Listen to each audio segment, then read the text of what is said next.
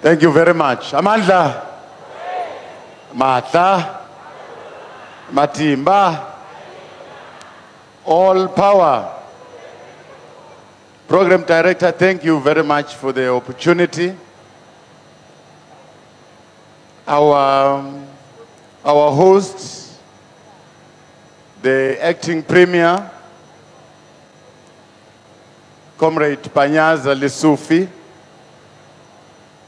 and our executive mayor of Sidibeng District Municipality, thank you very much for hosting us. Our ministers and deputy ministers in our midst, the minister who has, together with the province, organized this event, Minister Natim Ted Nyambos, members of the Executive Council of the province of Gauteng, the president of the PAC and all the leadership of the PAC in our midst, leaders of various parties represented here, our traditional leaders, our faith-based organizations, civil society organizations, and leaders of labor, the community of Sidibeng, our learners who are in our midst, distinguished guests, ladies and gentlemen. I'm humbled and honored to join this community here to mark our country's Human Rights Day. In the past, we commemorated this day as Sharp Bill Day. It is a day which serves as a painful reminder of our struggle for a united, non-racial, non-sexist, just and prosperous South Africa. It is a day to pause. It is a day to think and reflect. We commemorate not only to remember, but to measure how far we've come in achieving the ideals we cherished by those who lost their lives in our struggle. On this day, we remember the tenacity and the indomitable spirit of our people. We celebrate their bravery and courage. They stood fearless in defiance against the murderous and illegitimate apartheid government. And so today, we still evoke the memory of the finest stalwarts of the liberation movement, Robert Sobukwe, who died 40 years ago. We give credence and gratitude to his struggle and that of many of our comrades. We grant them his honor to claim their rightful place in our history, to learn from them, to learn what it means to one's souls and service for a deeper love of a country and its people. On that fateful day, 58 years ago, an illegitimate and brutal apartheid regime sought to silence an unarmed and defenseless people with guns. When the last order to shoot finally stand in silence, 68 souls, 68 many lay dead, strewed all over the streets of Sharpeville, with nearly 200 wounded. Their rivers of blood remain deep in the soil. For us who live today, for us who enjoy the fruits of freedom, it must remain a constant reminder that our freedom was paid for. Our remit is to pay it forward for those who are yet to come. Long after we have lived, future generations must say we inherited a struggle. We made good on the promise of our forebears and then left for them a united and a prosperous country, South Africa.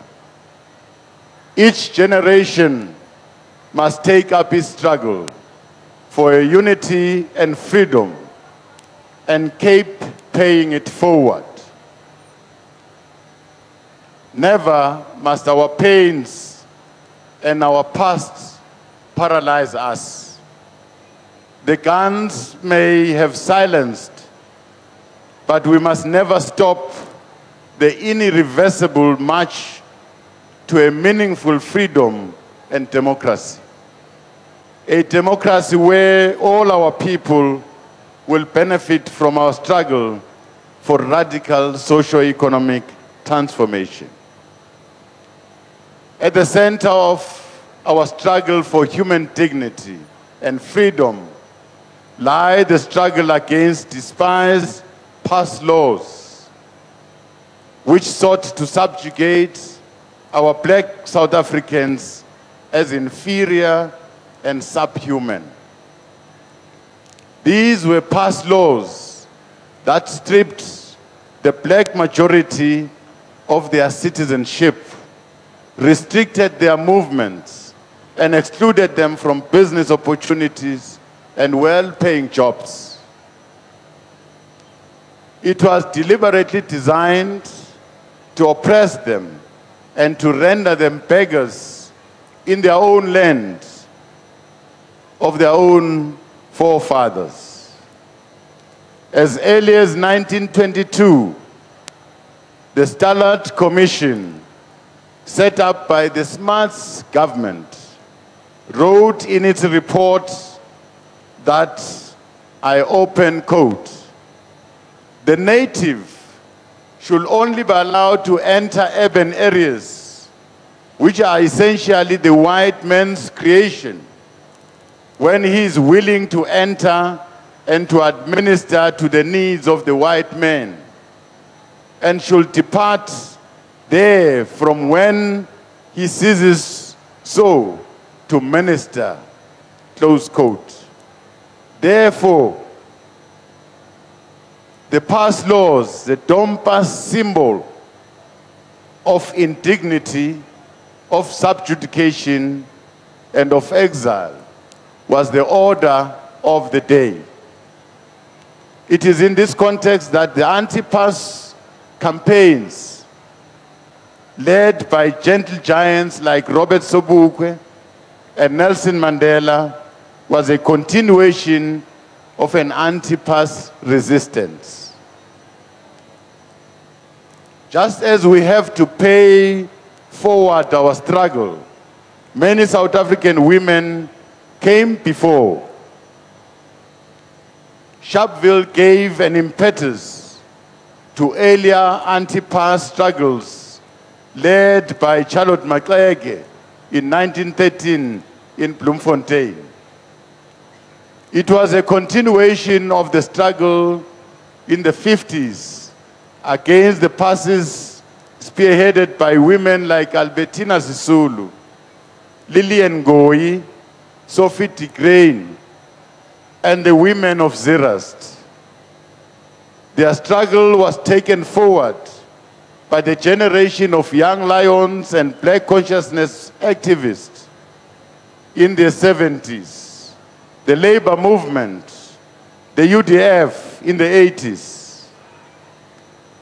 At the heart of all these campaigns against the indignity of passers was the struggle for equality and citizenship.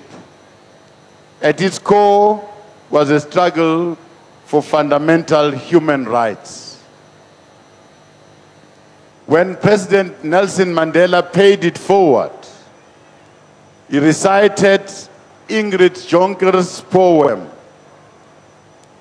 The Kind, the Child, written in the aftermath of Sharpeville and other massacres throughout our country in his inaugural speech as president in 1994. He said, I open quote, "The child is not dead. The child lifts his fist against his mother, who shouts, Africa. The child is not dead. Not at Langa, not at Sharpeville, nor at Orlando, nor at Sharpeville, nor at the police post in Philippi, where he lies with a bullet through his brain. The child is present at all assemblies and law-giving. The child peers through the windows of houses and into the hearts of mothers. The child who only wanted to play in the sun at Nyanga is everywhere. The child grown to a man treks on through all Africa. The child grown to a giant journeys over the world without a pass." Close quote. Madiba described Ingrid Jonkers as a woman who transcended a particular experience. She became a South African, an African, and a citizen of the world. As a decent Afrikaner woman, she shared fully the pain of her South African people.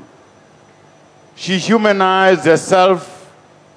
She asked her people, the Afrikaner people, the question, what superiority and justice could we claim when the police fatally wound an African baby in her mother's arm in Philippi? When we killed the black child in Soweto for demanding education, when we deny those who work the land the right to own it. In our journey to heal the wounds of the past and rebuild our country, our nation yearns for many more Ingrid Jonkers who will fight without regard of race for the rights of vulnerable children in our township and villages.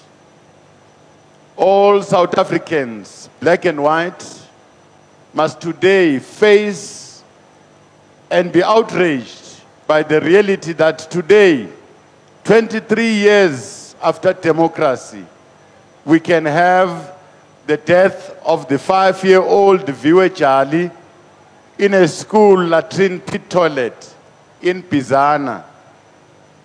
Oliver Tambo was born in Bizana. What will he say to us who bask in the glory of his struggle? If we still fail to protect our children years after Great R. Lena, Michael Komape died in a similar undignified manner in 2014.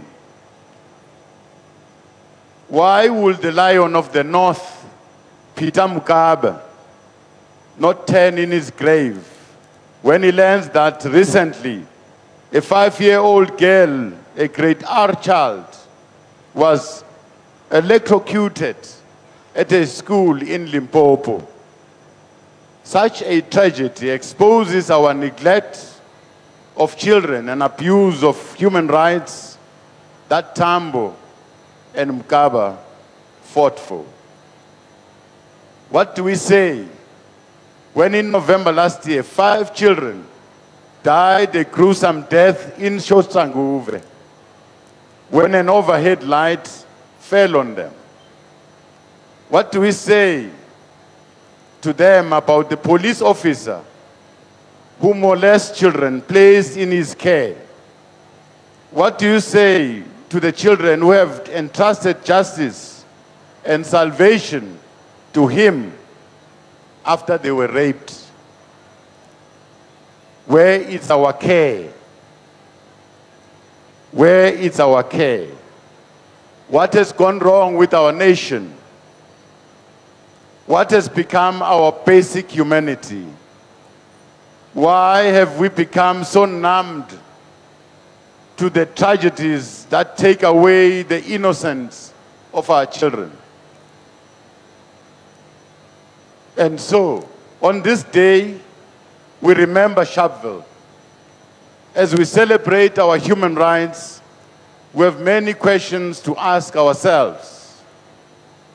Our country is desperately in need of renewal. We must renew ourselves. It requires that we all pause, think, and reflect on our journey, the journey that we have traveled. It was not an easy journey. We must begin to do things differently. We must again become men and women of courage and conviction. We must be like those who died in Sharpeville.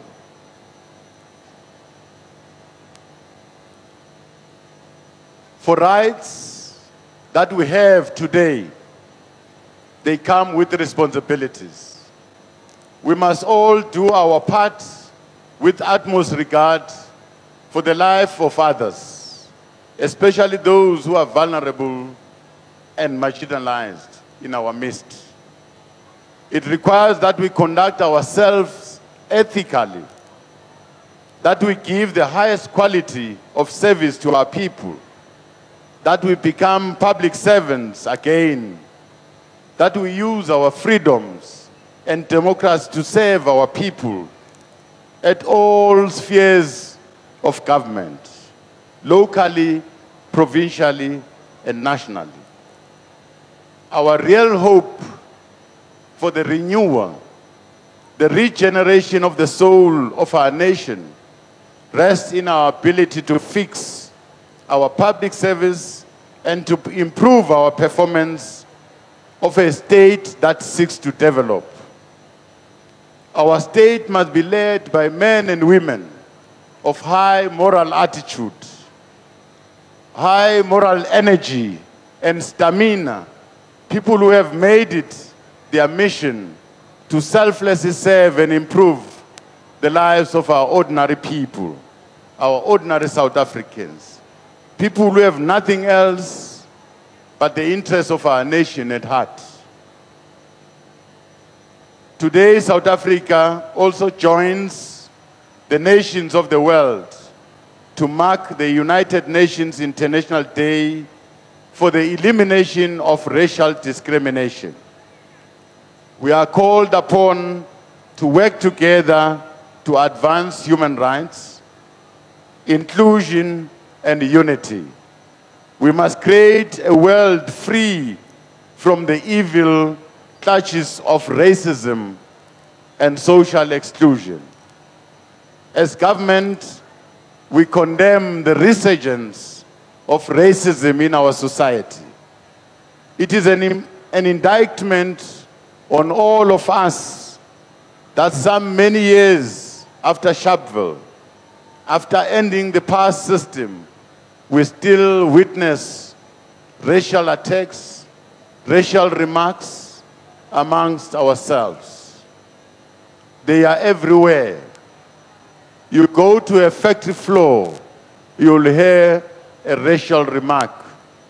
You go to a boardroom in a meeting, you'll hear a racial remark. You go to a farm, you'll hear a racial remark. All of this renders our struggles and the deaths of the people in Langa, the people who died in Sharpeville, the people who died in Pisho, they render their struggles worthless. Their struggles are counting for nothing. We cannot count ourselves as worthy of their contribution if we fail to rise above these petty differences amongst ourselves. This year we commemorate Human Rights Day of a global human rights icon, Nelson Rolihlahla Mandela. We'll remember this day under the theme, promoting and deepening human rights across society. Matiba taught us to deny people their human rights is not a challenge. Is to challenge. If you deny people their human rights, you are challenging their very humanity. We urge our citizens to work tirelessly to expand the frontiers of freedom, to expand the frontiers of justice, and to expand the frontiers of peace. To succeed, we must all start from the standpoint that people are born with an inherent dignity. On a day like this, we implore those in leadership in government, we implore those in business and communities to be actively involved in championing the rights of all our people, especially those that are vulnerable and marginalized. We implore our mayors, our councillors, our ward committees, our civil servants to embrace the ethos of Ubatupile. Our constitution demands that we work collaboratively to render quality services in order to improve the living conditions of our people. We also urge our people in the spirit of and ethos of Tumamina to rise and lend a hand to make South Africa a better place to live in. To build a country is an enormous challenge, requiring a new sense of patriotism. It requires that we return to our people's traditions of sacrifice and voluntarism. It requires that we get involved in small but important tasks of helping in the township, in our rural areas. Clean our towns, clean our areas, make sure that the streets are well paved, make sure that there's water, make sure that there's electricity. All of us must work hard to ensure that our people get the necessary services they require. It requires that we become part of an activist movement that rises early, that eats very healthy, that exercises, and that cleans its streets. It requires that we become active in remote and rural areas to help our impoverished families to access social grants. We must not look away at the plight of children living in the streets without food, shelter, and access to health. We urge law students, law firms, universities, NGOs, and communities to contribute their skills and time to ensure that such children are cared for, that their rights to dignity and access to food are fully realized. We urge all our South African media to utilize its scarce resources and skills to educate our people about their rights and how they can enforce them. Access to justice must never be a privilege to be enjoyed by the rich and the powerful. our justice system must work for the poor and the needy. We encourage our young people, especially black women, to follow careers in law. We need more human rights lawyers to defend the socio-economic rights of our people living in informal settlement, living in villages. Our children in schools and communities must be empowered through popular programs like street law about our law and how they can enforce their rights. Human Rights Day reminds us that irrespective of our race, irrespective of our gender status, irrespective of our creed, we are all part of a human family. It is a day where we are reminded that our Bill of Rights is the bedrock, is the foundation of our democracy and of our freedoms. It is a day reminding us that South African workers can never be enslaved again. They enjoy workers' rights that protect them from unfair labor practices. So today we must celebrate and rededicate ourselves to the cause of defending the rights of the most vulnerable amongst us. But it is also a day that must remind us that freedom and democracy remain meaningless if the majority of South Africans remain trapped in poverty, without work, without bread, without land. As a country, we owe our flourishing human rights ethos to a global human rights icon like our founding father, former President Nelson Mandela, and his generation. We must all rise and lend a hand to make sure that no child travels long distances to school without shoes and learn in an unsafe structure, without clean water, without sanitation, without electricity. We must all rise and lend a hand in building communities where women can walk freely at night without fear that they will be raped or killed. We must put a shoulder to wheel to help families to rehabilitate their sons and daughters who have surrendered their lives into drugs and alcohol abuse.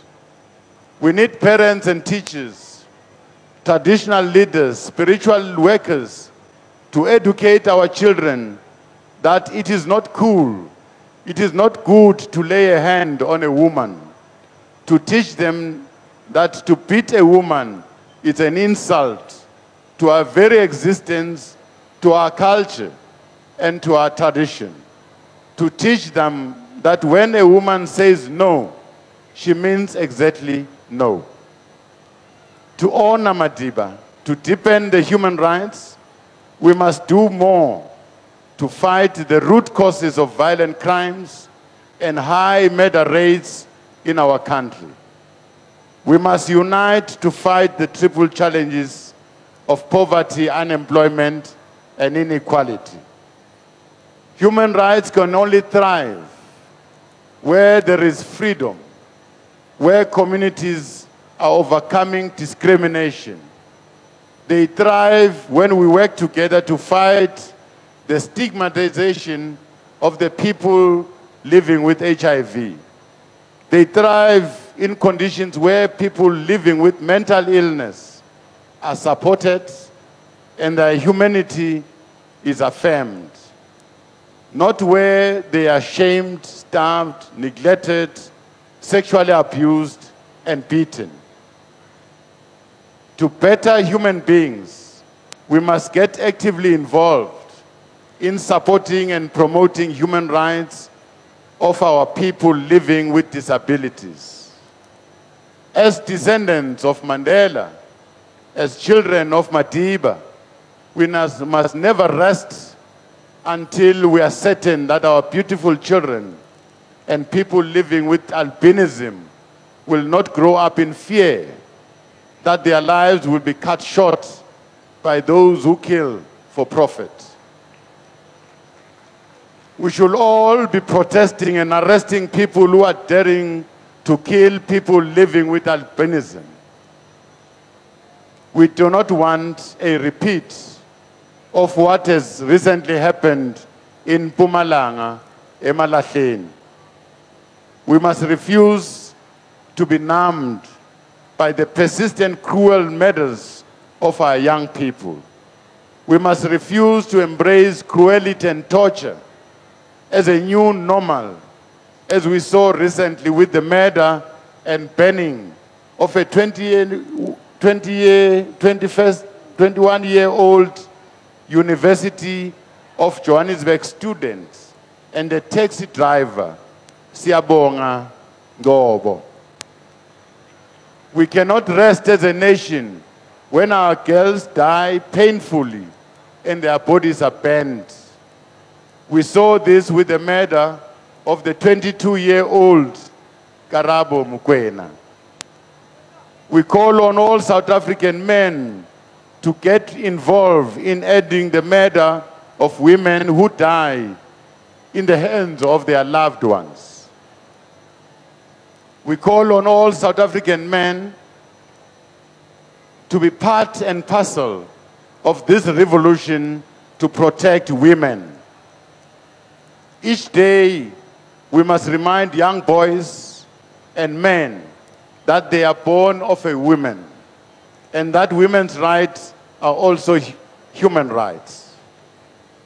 Men of good morals must stand up against discrimination, must stand up against the abuse of women and murder of people with albinism. We must never allow the face of poverty and landlessness to become a new Donbass. We dare not let the sacrifices of the people of Sibeng, of Sharpeville, to be in vain. To honor them, we must remain vigilant and jealously guard the gains of our freedom. We must use the limited state resources for the benefit of all our people, not for the benefit of the connected and the corrupt few. This new era demands that their rights are protected. Our people must feel that they are treated as worthy citizens. It also requires that we dare not treat our citizens with contempt or as vagrants in the land of their birth. On Human Rights Day, we must ask ourselves if our words and actions are befitting the honor of the victims and the massacres at Sharpeville, at Sebokeng, and Boibatong. Driving here this morning and listening to the voices of the people here, it is clear that our people believe that our government can do much better to improve. Now, those are some live visuals there from the official commemoration event of Human Rights Day. We're seeing there Deputy President David Mabuza giving the keynote address at those commemoration events, speaking of justice needing to work for the poor and also calling on women to take more interest in the law profession so we can have more human rights lawyers, and going on to address a number of atrocities that we still see today in comparison to what took place in Sharpeville, saying that there's still some areas of change that are imminent in the country.